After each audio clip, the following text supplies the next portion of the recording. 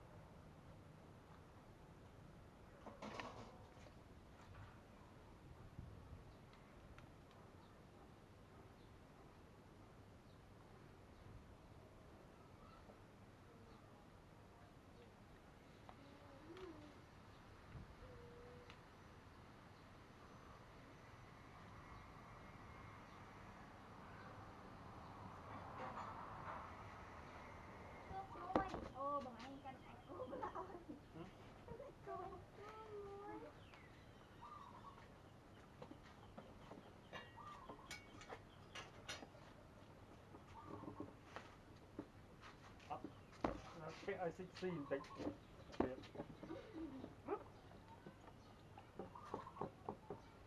Cho lên xong. Cho lên xong.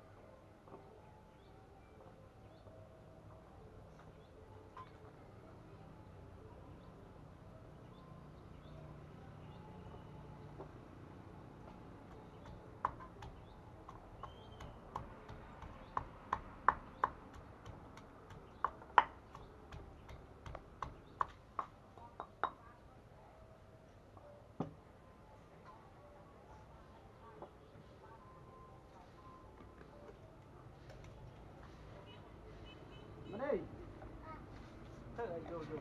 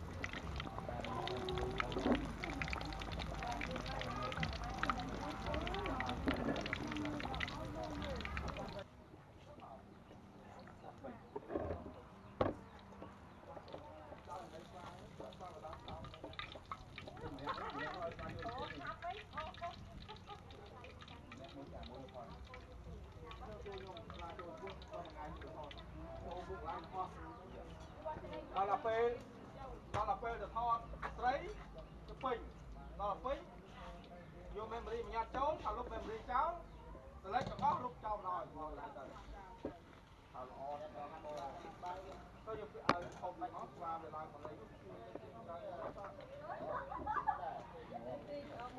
យាយមែនណាសូនអូគេលេងគាត់ថាទៅទូចាអាទូអាហ្នឹងលៀមហ្នឹងលេងទៅបាត់ហើយនៅជិះទៅបាត់ហើយទៅវិញទៅមែនហើយតែខតអត់ខតប៉ុន្តែ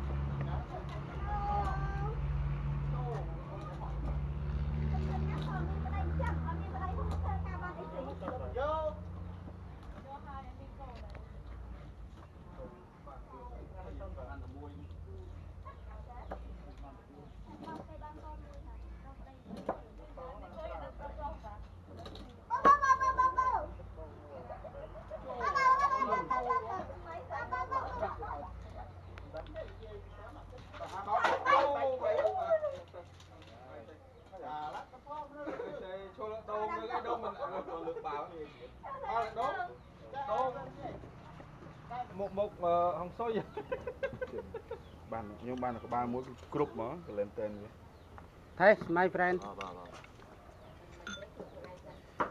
មានវិទ្យាចិត្តចិញ្ចឹមចប់ អាមកគេសិនបង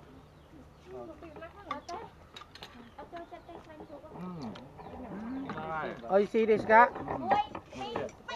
good taste ឆ្ងាយ ឆ្ងាញ់ Yeah Thank you arigatou gozaimasu ありがとう。